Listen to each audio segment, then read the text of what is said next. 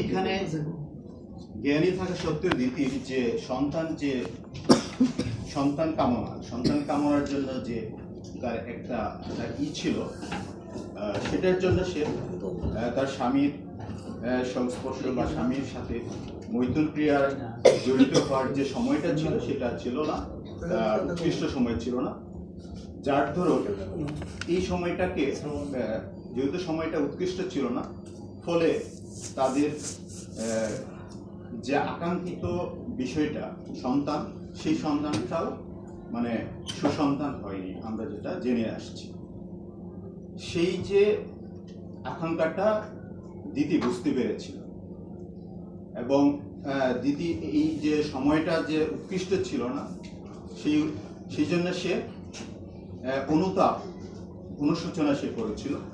সেই অনুশোচনা থেকে দিতির যে প্রার্থনা, মানে সে অনুশোচনা থেকে আমাদের যে প্রার্থনা আসে, সে দ্বিতীয় সেখানে দেখা যাচ্ছে যে দ্বিতীয় প্রার্থনা আসছে 34 নম্বর শ্লোকে। আমি পড়তেছি।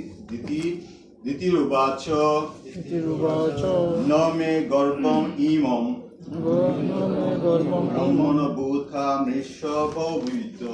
ব্রাহ্মণভূতনমৃষভোতির্হি ভূতানাম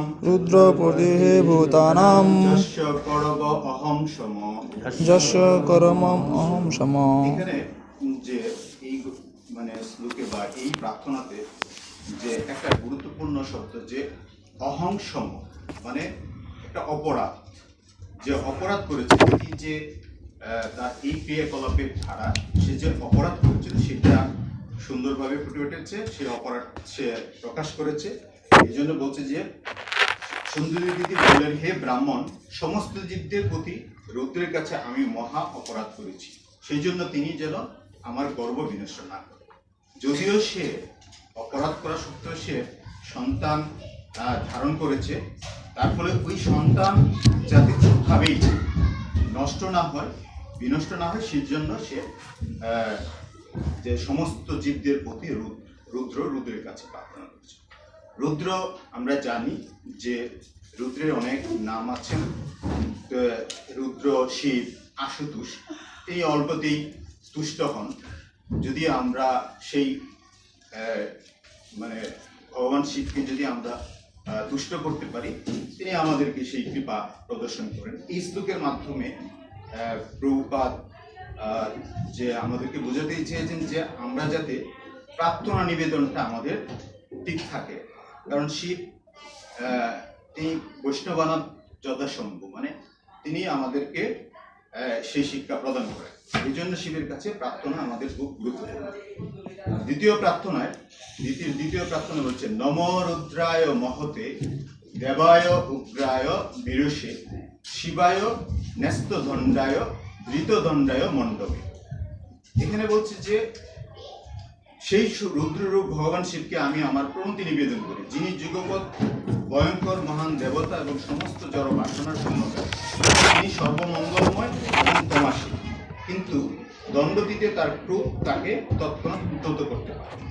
মানে শিব উনি ভয়ঙ্কর বটে এবং আশুতোষ বটে। যখন উনি দেখেন যে অপরাধ প্রবণতা বেশি, তখন তিনি উগ্রমূর্তি ধারণ করেন। এবং যখন দেখতেছে যে অপরাধ হওয়া সত্ত্বেও অপরাধীর অনুতাপ, অনুশোচনা এবং সে অপরাধ মার্জন করার জন্য তার প্রার্থনা আছে, তখন সেই অপরাধ হয়তো উনি ক্ষমা প্রদর্শন করেন। সেই এই তাৎপর্যে আমরা বলছি যে এখানে তিনি সর্বমঙ্গলময়, তাই তার পক্ষে আমাকে দণ্ডদান থেকে অব্যাহতি দেওয়া মোটেই কঠিন নয়। মানে ভগবান শিবকে সন্তুষ্ট করার জন্য দিতি যে প্রার্থনাটা কতটুকু প্রগাঢ় ছিল, যে তিনি সর্বমঙ্গলময়, তার পক্ষে আমাকে দণ্ডদান থেকে অব্যাহতি দেওয়া মোটেই কঠিন নয়। মানে তাকে প্লিজ করার জন্য, শিবকে প্লিজ করার জন্য তিনি সেই প্রার্থনা নিবেদন করতেছেন। এখানে যে দুইটা জিনিস, যে সর্বমঙ্গলময় এবং সমস্ত জড় বাসনা পূর্ণকারী। শিব যে সমস্ত জড় বাসনা পূর্ণ করে, সেটাও এখানে ফুটে উঠেছে। এই জন্য দেখা যাচ্ছে যে শিবের ভক্তরা অনেক সময় যে কোনো জড় বাসনা করতে পারে। আমার যতটুকু মনে পড়ে যে শিবের এক ভক্তকে সে এমন বড় দিয়েছিল যে সে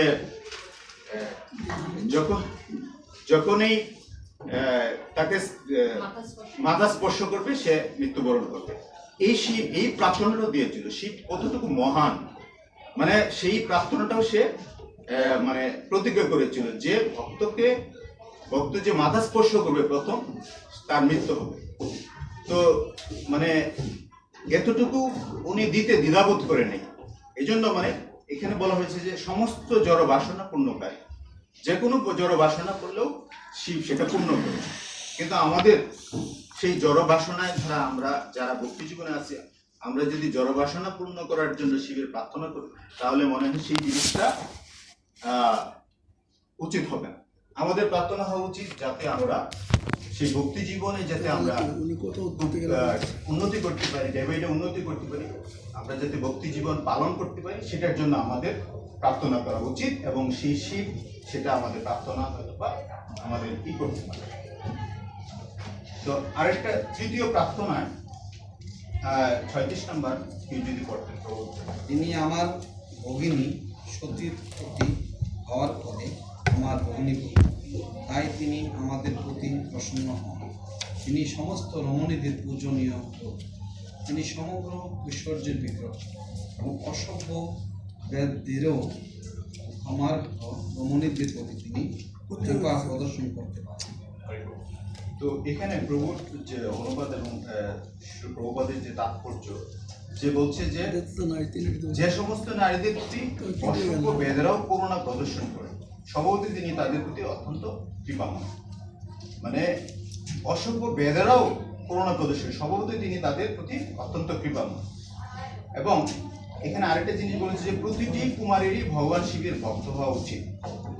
এই প্রার্থনার মধ্যে যে বলছে যে তিনি সমগ্র ঐশ্বর্যের বিগ্রহ এবং অসভ্য বেদেরও কমার্হ রমণীদের প্রতি তিনি কৃপা প্রদর্শন করেন।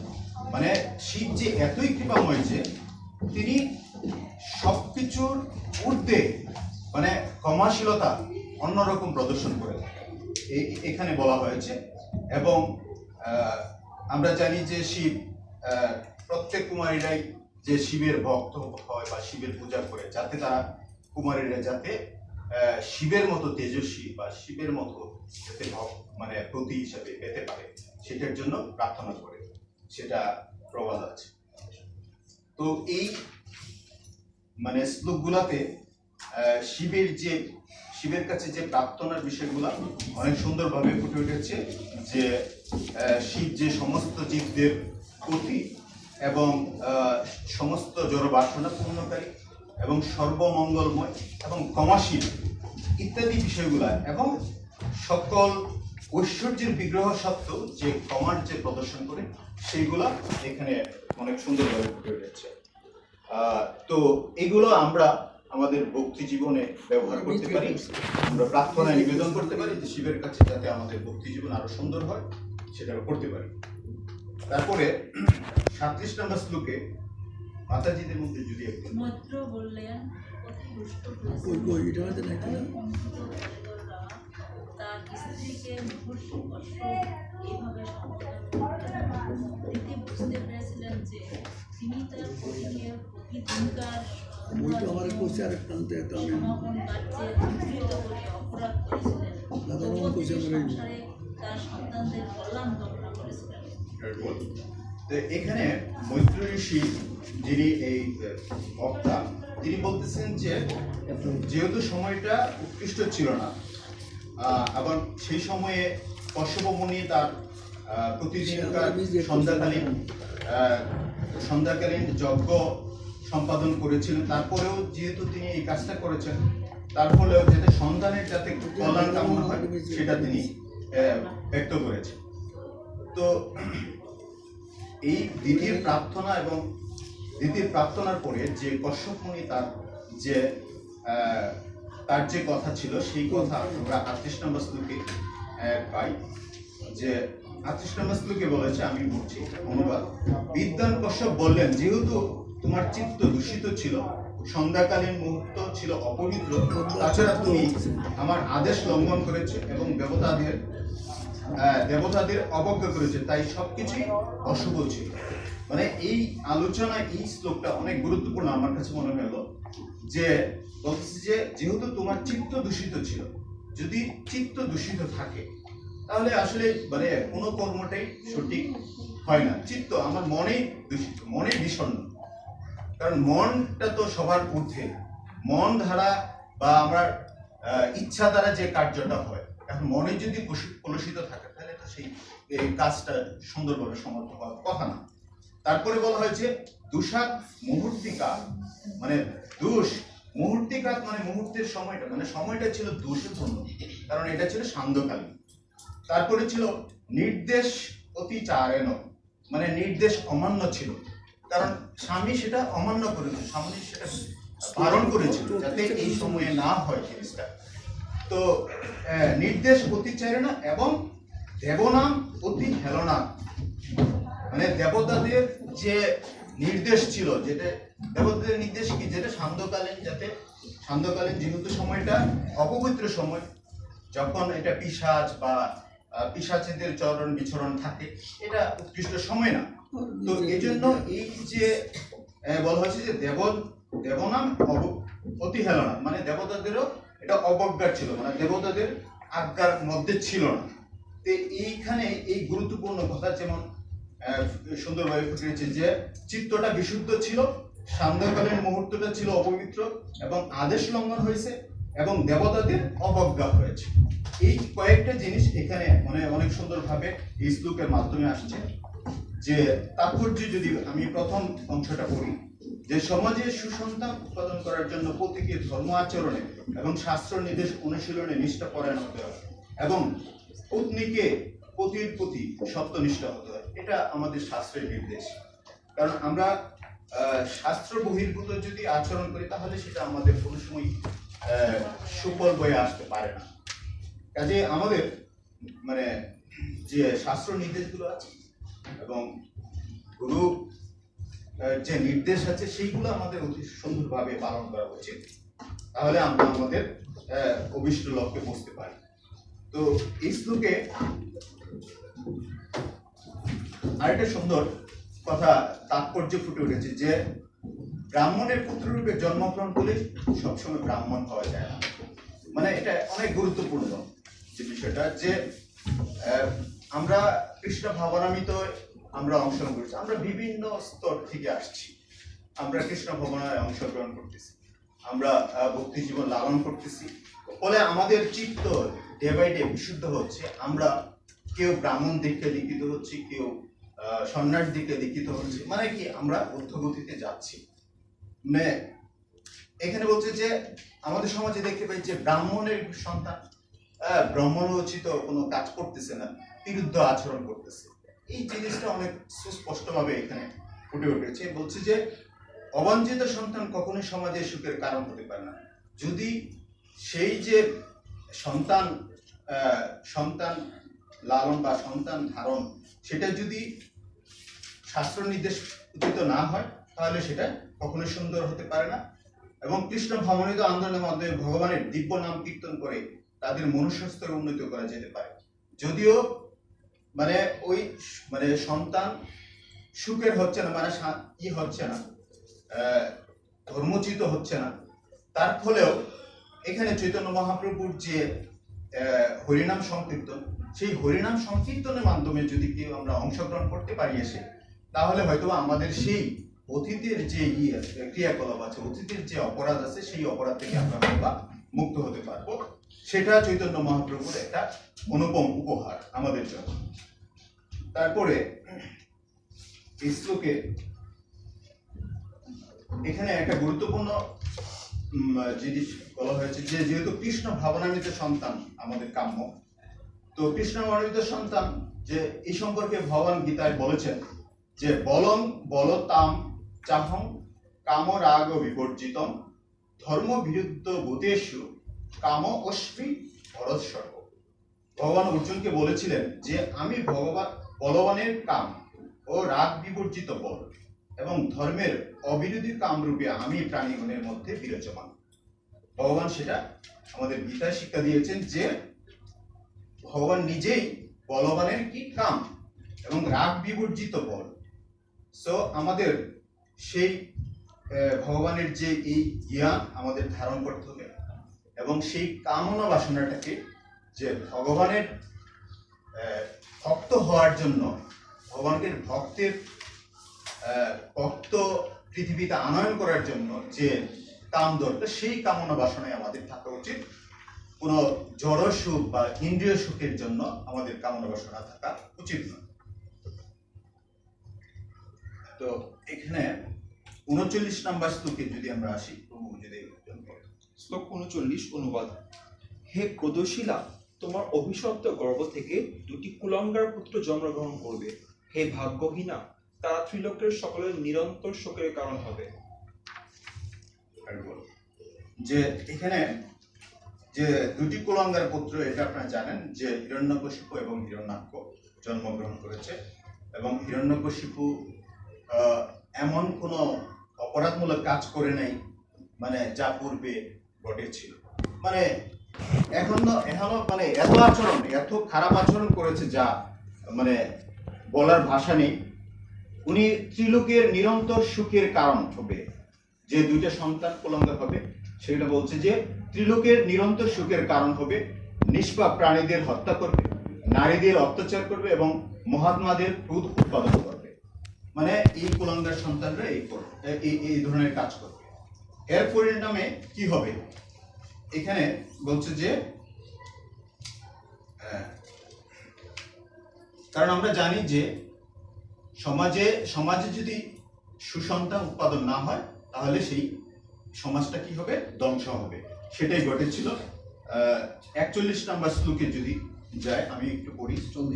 40 এখানে বলা হয়েছে যে 40 নম্বর শ্লোকে তারা দিন নিষ্পাপ প্রাণীদের হত্যা করবে, নারীদের অত্যাচার করবে, মহাত্মাদের ক্রোধ করবে। সেটা আমি বলেছি অলরেডি। 41 নম্বর শ্লোকে এখানে যে এ ধরনের অত্যাচার থাকা সত্ত্বেও ভগবান কি হবেন, যে ভগবান অবতীর্ণ হবেন। যখন পৃথিবীতে অপরাধে পরিপূর্ণ হয়ে যায়, তখন কি করেন ভগবান, এই